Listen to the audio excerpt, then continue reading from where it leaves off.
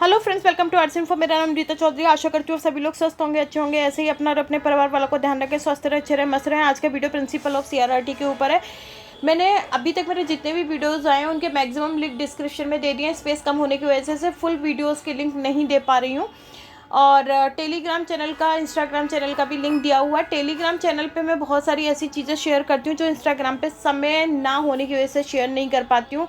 Job vacancies वगैरह भी जहाँ जहाँ मुझे पता होती हैं वो मैं शेयर करती हूँ। तो आप चाहें तो टेलीग्राम चैनल भी ज्वाइन कर सकते हैं।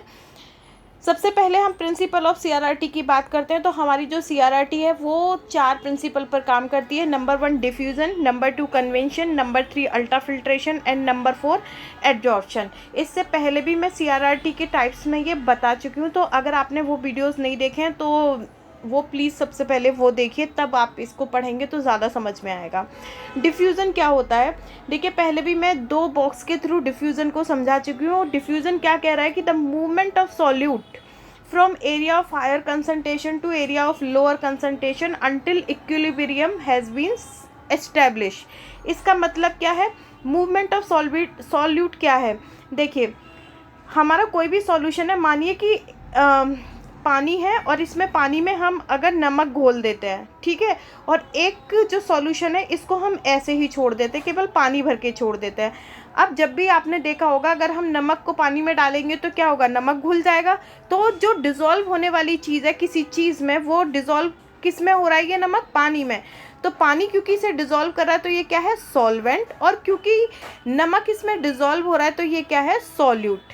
ठीक है, तो यहाँ पर क्या बोल रहा है, मूवमेंट ऑफ सॉल्यूट मीन्स कि अगर एग्जाम्पल के थ्रू समझे तो हम किसके मूवमेंट की बात कर रहे हैं, जो पानी में नमक मिला हुआ है। तो मूवमेंट ऑफ सॉल्यूट फ्रॉम, अब देखिए यहाँ पे केवल पानी है तो इसकी कंसंट्रेशन क्या है, कम है, और ये क्या है, नमक और पानी का घोल है तो यहाँ पर कंसंट्रेशन ज़्यादा है। तो जो मूवमेंट है मीन्स नमक के जो मॉलिक्यूल्स हैं वो कहाँ जाएंगे, मूव करेंगे सिंपल पानी की तरफ जहाँ पर कि नमक है ही नहीं। और वो कब तक मूवमेंट करेंगे, जब तक कि दोनों जगह नमक और पानी के घोल की जो कंसंट्रेशन है समान ना हो जाए। तो यही बताया गया कि movement of solute from higher concentration to lower concentration until equilibrium has been establish, मतलब दोनों तरफ बराबर ना हो जाए, ये क्या कहलाता है, डिफ्यूज़न कहलाता है। जैसे यहाँ पर भी इन्होंने यही किया गया। यहाँ पर मैंने बताया पिंक स्फेयर जो होते हैं, मतलब इसमें जो पिंक पिंक ये स्फेयर दिख रहे हैं ये किसके मॉलिक्यूल को समझा रहे हैं, पोटेशियम को। रेड स्फेयर जो है ये किस समझा रहे हैं, रेड सेल्स को। ठीक है, डार्क ब्लू स्फेयर जो किसको समझा रहे हैं, बाइकार्बोनेट को। ब्लू स्टार जो है, डार्क ब्लू मतलब ये वाले जो डार्क ब्लू हैं ये किसको समझा रहे हैं, बाइकार्बोनेट को। ब्लू स्टार जो है ये किसको समझा रहे हैं, टीएनएफ अल्फा को। एंड ग्रीन लीफ ये वाली जो है ये किसको दर्शा रही हैं, यूरिया को। तो कहाँ पर जा रहा है, मूवमेंट ऑफ हायर कंसंट्रेशन। तो यहाँ पर क्या होगा, जहाँ पर भी हायर कंसंट्रेशन होगी वहाँ से क्या कहाँ जाएंगे ये मॉलिक्यूल्स, लोअर कंसंट्रेशन की तरफ मूव करेंगे।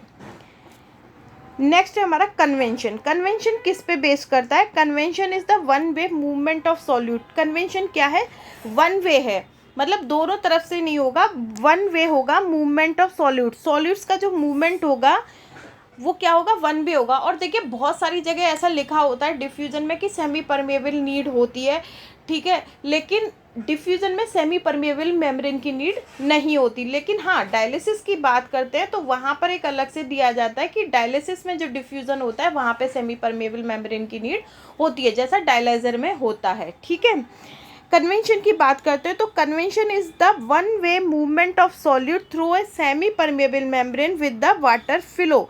कन्वेंशन क्या है, वन वे, सॉल्यूट का वन वे मूवमेंट है, एक ही तरफ का मूवमेंट है, और किसके साथ है वो, वाटर फ्लो के साथ में, और किसके थ्रू, सेमी परमेबल मेम्ब्रेन के थ्रू। मीन्स कि कोई भी सॉल्यूट, मान लिए यहाँ पर सॉल्यूट है तो ये जो दिख रही है ये क्या है, सेमी परमेबल मेम्ब्रेन। तो इस सेमी परमेबल मेम्ब्रेन के थ्रू किसका, सॉल्यूट का मूवमेंट किसके साथ, वाटर के साथ। ठीक है, एक तरफ क्या कहलाता है, कन्वेंशन कहलाता है। यहाँ पर देखिए मैंने डायग्राम दिए हुए हैं तो आप इससे भी समझ सकते हैं। ये हमारे ब्लड का ये ब्लड का पार्ट है और ये क्या है, हमारा फिल्ट्रेट का पार्ट है। नेक्स्ट क्या बोला है, sometime it is refer to as a solvent drug. Sometime इसको हम सॉल्वेंट ड्रग के तौर पे भी रेफर करते हैं। It is efficient for both larger and smaller molecules. जो कन्वेंशन है ये एफिशिएंट होती है लार्जर मॉलिक्यूल्स के लिए भी और स्मॉलर मॉलिक्यूल्स के लिए भी। Higher the clearance pressure difference, जितना ज़्यादा जो क्लीयरेंस प्रेशर में डिफरेंस होगा, ठीक है, between the blood and ultra filtrate cause plasma water to filter across. Okay, this cause solvent drug for small and large molecules across the membrane leading to the removal from the blood. तो यहाँ पर क्या बोल रहा है, higher the clearance pressure difference, जितना ज़्यादा pressure difference clearance होगा उतना ही ज़्यादा जो है मॉलिक्यूल जो है सेमी परमेबल मेम्ब्रेन के इधर उधर जा पाएंगे, ठीक है। नेक्स्ट यहाँ पर क्या हो रहा है, यहाँ पे ये जो डायग्राम समझाया गया है, देखिए इसमें एक चीज़ और समझाई गई है। यहाँ पे पूरा कन्वेंशन का जो प्रोसीजर है कि ये रेड स्फेयर जो है ये वाले ये रेड सेल को डिफाइन कर रहे हैं, पिंक स्फेयर ये वाले जो हैं ये पोटेशियम को डिफाइन कर रहे हैं। तो ये यहाँ पे इसके थ्रू ये समझाया गया कि कौन से मॉलिक्यूल्स किधर को जा रहे हैं वन वे में। तो ये आप डायग्राम के थ्रू समझ सकते हैं। नहीं भी समझ में आता है तो आप मुझे टेलीग्राम पे पिंग करिएगा, मैं ज़रूर समझा दूँगी इसको। नेक्स्ट है हमारा अल्ट्रा फिल्ट्रेशन। देखिए जब भी अल्ट्रा फिल्ट्रेशन की बात आती है तो इट मीन्स फ्लूइड से रिलेटेड है। तो ultra filtration is the movement of fluid through a semi permeable membrane along A pressure gradient. तो अल्ट्रा फिल्ट्रेशन क्या है, मूवमेंट है किसका, फ्लूइड का, किसके थ्रू, सेमी परमेबल मेम्ब्रेन के थ्रू, और किसके अलोंग ए प्रेशर ग्रेडियंट। प्रेशर ग्रेडियंट के साथ में जो हमारे वाटर मॉलिक्यूल्स हैं या फ्लूइड है उसके मूवमेंट को सेमी परमेबल के थ्रू क्या कहलाते हैं, अल्ट्रा फिल्ट्रेशन कहलाता है। जहाँ पर कि हमने ये दिया हुआ है ये जो है ये क्या है, हमारे वाटर मॉलिक्यूल्स हैं। तो इनका जो मूवमेंट हो रहा है, ठीक है, इनका जो मूवमेंट हो रहा है, अब देखिए यहाँ पर डायलिसिस की बात कर रहे हैं तो यहाँ पर क्या हो रहा है, पानी कहाँ जा रहा है, फिल्ट्रेट की तरफ जाएगा। ब्लड से जो एक्स्ट्रा पानी है वो कहाँ जाएगा, फिल्ट्रेट की तरफ। डायलिसिस में क्या होता है, जो एक्स्ट्रा पानी है वो ही तो निकालते हैं, तो वही इसमें दर्शाया गया है। और यहाँ पर देखिए ये भी दिखाया गया है कि positive and negative pressure effect ultra filtration, मतलब जो पॉजिटिव है और नेगेटिव प्रेशर है वो अल्ट्रा फिल्ट्रेशन पे इफेक्ट डालता है। Positive pressure generated on the blood side of the membrane, मतलब ये जो आपको दिख रहा है, ये जो एरो दिख रहे हैं ब्राउन कलर के, ये क्या है, पॉजिटिव प्रेशर है। तो positive pressure always blood side जो होती है मेम्ब्रेन की वहाँ पर क्रिएट होता है। और नेगेटिव प्रेशर जो होता है, ये ब्लू वाले जो एरो दिख रहे हैं ये किसको दर्शा रहे हैं, नेगेटिव प्रेशर को। तो नेगेटिव प्रेशर कहाँ पर जनरेट होता है, जहाँ पर फिल्ट्रेट होता है, ठीक है, या जहाँ पर फ्लूइड होता है। The movement of fluid from the blood side, movement कहाँ का, फ्लूइड का ब्लड साइड से किधर जा रहा है, फ्लूइड साइड पे। Result net removal of fluid from the patient, मतलब ब्लड से निकल के जो फ्लूइड है वो कहाँ जा रहा है, फिल्ट्रेट में जा रहा है। ये क्या है, टोटल मतलब जो फ्लूइड रिमूव हुआ है पेशेंट में उसका रिजल्ट है, परिणाम है। The ultra filtration rate depend on the pressure apply to the filter. Ultra filtration जो रेट है वो किस पे डिपेंड करता है, जो प्रेशर कहाँ पर लग रहा है, फिल्टर पे। इसके अलावा जो इनसाइड और आउटसाइड फाइब्रस पे लगता है उस पर डिपेंड करता है। Minimal solute clearance done by the convention during ultra filtration. देखो जब भी पानी निकलता है, कई बार आपने देखा होगा कि हम केवल पानी निकालते हैं तो समटाइम थोड़े बहुत मॉलिक्यूल्स भी मतलब लार्जर और स्मॉल मॉलिक्यूल्स भी निकलते हैं। तो ये बता रहा है कि अल्ट्रा फिल्ट्रेशन में छोटे मोटे जो मॉलिक्यूल्स हैं वो भी कभी मतलब निकलते हैं। ऐसा नहीं है कि केवल पानी पानी, जब अल्ट्रा फिल्ट्रेशन लगाना है तो लिटिल बिट, बहुत ज़्यादा नहीं बट लिटिल बिट क्लियरेंस भी होता है, कन्वेंशन के प्रोसेस चलता है। यहाँ पे यही मैंने आपको ये मॉलिक्यूल्स वगैरह ये सारे दिए हुए हैं तो आप इसको यहाँ पर देख सकते हैं, ठीक है।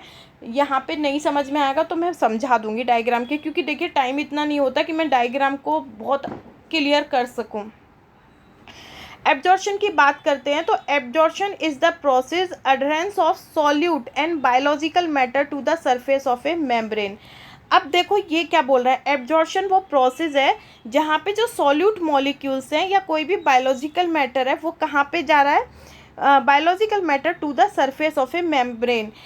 कोई भी बोल सकते हैं कि एब्जॉर्प्शन वो प्रोसेस है जिसमें सॉल्यूट या बायोलॉजिकल मैटर जो है वो किससे जुड़ रहे हैं, हमारे जो मेम्ब्रेन है उससे क्या हो रहा है, चिपक रहे हैं। जैसे कि आप देख रहे होंगे ये जो ब्लू ब्लू हैं ये किससे चिपक रहे हैं, हमारी सेमी परमेबल मेम्ब्रेन से। तो यहाँ पे जो रेड कलर वाले हैं ये तो क्या है, सेल मेम्ब्रेन है, और ब्लू कलर स्फीयर जो है ये क्या है, प्लाज्मा प्रोटीन है। तो जब कोई भी बायोलॉजिकल मैटर या सॉल्यूट जो है सेमी परमेबल मेम्ब्रेन से चिपकना शुरू कर देते हैं, दैट इज़ कॉल्ड एब्जॉर्शन। और कई बार यही एब्जॉर्शन की वजह से जो मेम्ब्रेन होती है वो क्या हो जाती है, क्लॉग हो जाती है, जिससे कि कोगुलेशन की टेंडेंसी बढ़ जाती है। ठीक है, यहाँ पर बताया भी गया कि high level of absorption can cause certain filter to clog, क्योंकि जितना ज़्यादा एब्जॉर्शन होगा उसका मतलब क्या होगा कि ज़्यादा से ज़्यादा मॉलिक्यूल हमारी जो मेम्ब्रेन है उस पर चिपक रहे हैं। ठीक है, तो उससे क्या हो जाएगा, जो मेम्ब्रेन है वो क्या हो जाएगी, ब्लॉक हो जाएगी।